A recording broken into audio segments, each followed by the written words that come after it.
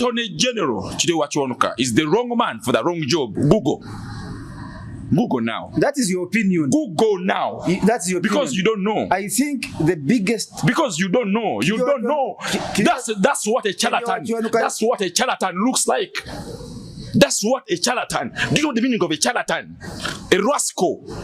Because he wears a robe, holds a title in office, you imagine that there is.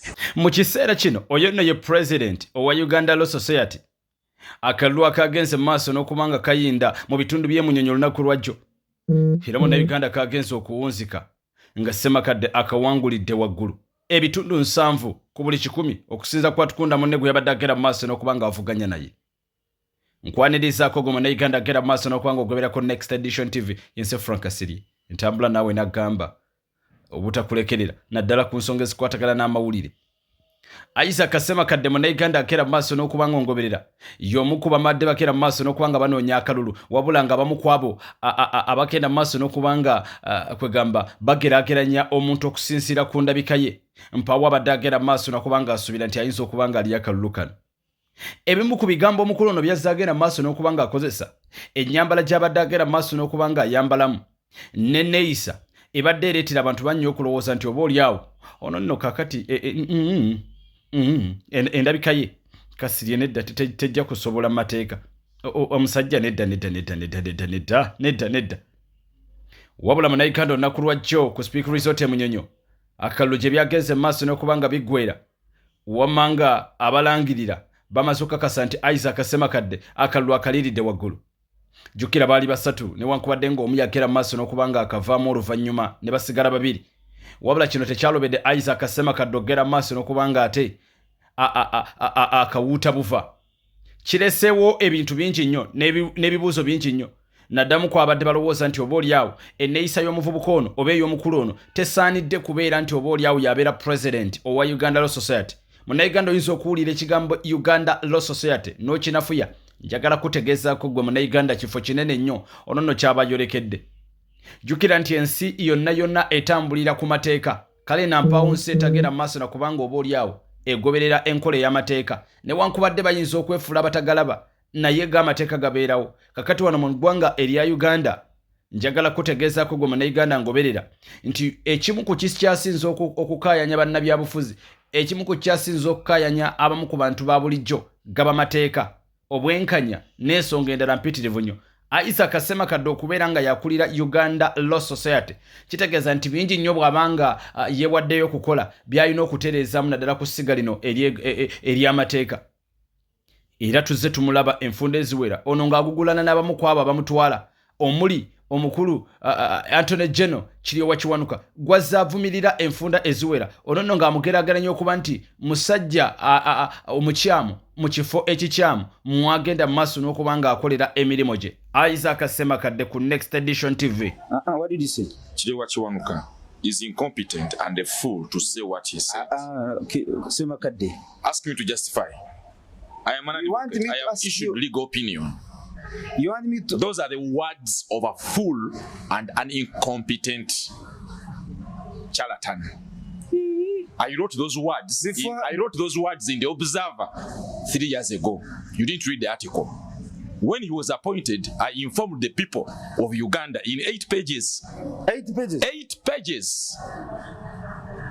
That is a fool. Attorney General Chideo Wachiwanuka is the wrong man for the wrong job. Google now. That is your opinion. Google now. That's your opinion. Because you don't know. I think the biggest. Because you don't know. You don't know. That's what a charlatan. That's what a charlatan looks like. That's what a charlatan. Do you know the meaning of a charlatan? A rascal. Because he wears a robe, holds a title in office, you imagine that there is a head there. Why?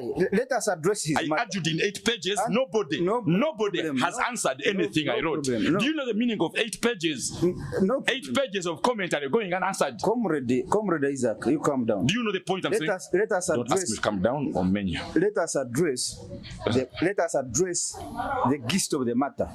He's saying, if you have been arrested for a crime and along the way you are tortured. I have heard. You see, there are 2 paradigms here. there is the speaker and the content. My analysis begins with the speaker. If we do not understand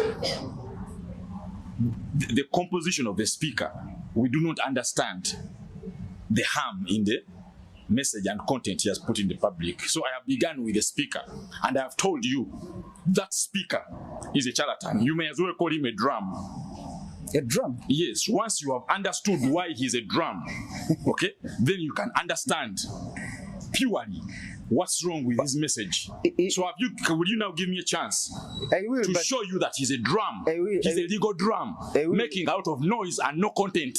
That's what a drum does. He's a drum. The problem is you consider him a pop. He's a drum. And I sued him in court yesterday. We shall talk about that. Yes, I sued him to justify these things I'm telling you. He has confused so many of you. I'm not one of who those cannot properly bring a critique of a drum, a charlatan, a rascal, just because it has a practicing license. Okay? And some brick and mortar in Kololo. That doesn't make a law. Have you understood? In 8 pages, in an article called The Attorney General is the wrong man for the wrong job, I argued, I warned Uganda. Speaking patriotically, I warned Ugandans. You will see the limits of this fellow. He has significant problems. His own grandfather, Jolly Joshua Wanuka, was a victim of torture under the Amin regime. His own grandfather. And he cannot pause to reflect on that.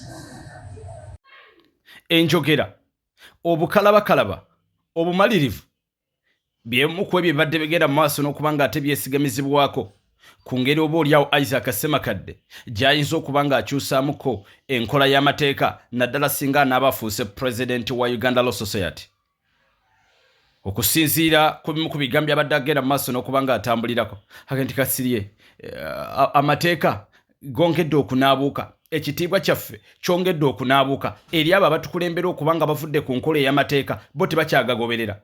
Kale naffe abalala abagasomye abafuddeyo nnyo okulabika ng'oba oliawo tutuukiriza ekyatusomesebwa tulemeseddwa kakati tetugenda kulinda kubanga ate oba oliawo abakulu bonoona omulimu gwaffe leka twekwatiremu. Sentamu Kyagulanyi pulezidenti w'ekibiina kya National Unity Platform y'omu ku abo abagenda maaso n'okubanga boogerako gye buvuddeko nti bwe munaaba temusobodde kukola ku bizibu by'abavubuka oba by'abageto kakati yo geto egenda kwesitukiramu yeekwatiremu oba erumbe paalamenti. Olwaleero Isaac Ssemakadde ayinza okubanga y'omu ku abo batuukiriza ku njogera y'omukulembeze w'ekibiina kya National Unity Platform. Oluvannyuma lw'akaseera akawanvu ng'oba oliawo amateeka gagenze ekitiibwa kigaggwamu, Isaac Ssemakadde nti kasirinze nedda sigenda kulaba nga sisitimu yaffe omulimu gwaffe gutyoboolwa eri abo abatambulira ku ntoli z'abantu abamu. Leka twekwatiremu nedda leka twekwatiremu. Isaac Ssemakadde abadde azaagugulana enfunda eziwera ne Attorney General Kiwanuka Kiryowa akenti omukulu ono enkola ye ey'emirimu si nnungamu era agamba nti ono musajja omukyamu ali mu kifo ekikyamu era yatuuka n'okumulumiriza okuba nti kitaawe y'omu ku abo baali bagenda mu maaso n'okubanga batulugunya abantu ku mulembe gwa Idi Amin Dada, the conqueror of the British Empire. Akenti kakati omuntu ng'ono golowooza yaba agenda kukola ki? Kitegeeza nti tewali njawulo eyafaana yasika batera okufaanagana. Kakati leka twekwatiremu bino byonna tugenda kubinafuya. Abantu ab'enjawulo ba technocrats ab'amateeka ab'obuvunaanyizibwa oba oli abo babadde oyinza okulowooza nti bandibaddemu bali ab'amasuuti. Munnayuganda njagala kutegeeza olunaku lwajjo bonna balabiddwako nga bali ttiimu Ssemakadde. Kino kitegeeza ki? Nti oba oliawo Uganda erina trend gyeyongedde okubanga ekwata. Kakati gwe abadde alowooza nti oba oliawo abavubuka ab'amalala ab'ebiviiri abaki bayinza obutakulembera si characters nnungi za kuteeka mu bukulembeze. Isaac Ssemakadde omulasita azaalabibwako enfunda eziwera nga abuuzibwa ab'amawulire lwaki yeeyisa mu mbeera efaananako bw'etyo. Njagala kutegeezaako nti olwayo njagala kumanyisa nti ye pulezidenti wa Law Society akabonero akongera ddala okukakasa nti oba oliawo n'omuntu yenna Uganda tekyali ku ngeri ki gy'ofaananamu. tekyali ku ngeri ki gy'oyambaddemu, tekyali ku ngeri ki gy'otambulamu. Nedda, kakati Uganda etunuulidde ku kiki omutima gwo kye guli, nteekateeka ki gy'oyinira ennungi eri eggwanga oba eri abantu bo, wabula ennyambala n'endabika n'enneekwata eyinza okubeera etali nkulu nnyo. Awo nno omuntu omu naga nti kakati Kasirye naye ddala ate n'ennyambala omuntu alina okukyusaako. Olinaga nti kakati be mulonze oba ababadde bambala amasuuti bakoze eki? Leka kuno tugezese ku bantu oba oliawo abatali ba masuuti abali mu casual aba casual bo banaakola ki? Isaac Ssemakadde okusiza kuba muli ku lusegere bagamba ng'ogyeko endabika ye, ennyambala ye, enneeyisa ye, enjogera ye, omutima gwe mulalamuko. Guy amaze mu bukulembeze oba amaze mu mateeka emyaka 15 awozezaako ku misango egy'enjawulo era n'agiwangula, yeetabye mu nsonga ez'enjawulo, musajja muyigirize ekimala. Kale nno nga tewabadde ensonga yo n'emu ng'ogyeko ennyambalamu gye badde beekwasa n'enneeyisa ye, tewabadde ensonga ndala eyinza kumulemesa kubeera president wa Uganda Law Society. You're looking at a UNEB certified top candidate 1996, 2002, 2004, Makerere certified top graduate. You're looking at an award-winning advocate, an activist, a member of multiple leagues of extraordinary advocates. Not while I live will there be a gulag in this country. We will not allow it. Attorney General si omu ku abo bokka abazze balosa ku bukambwe bw'omukulu ono Isaac Ssemakadde. Omubaka wa Kampala Central Muhammad Nsereko bw'onyumya kulinnya oba bw'oyogera kulinnya Isaac Ssemakadde aga tolinnyongera Kasirye, tutonyongera linnya lya muvubuka ono. Ono nno yagenda maaso n'okuba ng'alosa ku bukambwe bwe baali bakyaziddwa ku mukutu gwa NTV bugenda okukeera ku makyanga emikutu gy'emitimbagano gyonna gisaasaanidde obutambi bw'omukulu ono mwe yagenda maaso n'okuba nga yeeyisiza ddala mu mbeera oba oliawo abantu abamu gye bagenda maaso n'okulowooza nti yali unprofession, wabula okusinziira ku Isaac Ssemakadde agamba nti y'enkola ey'amateeka entuufu. Newankubadde nga bombiri bano b'amateeka, Isaac Ssemakadde abasinga bagenda maaso n'okuba nga bamutegeerako olwo baga nti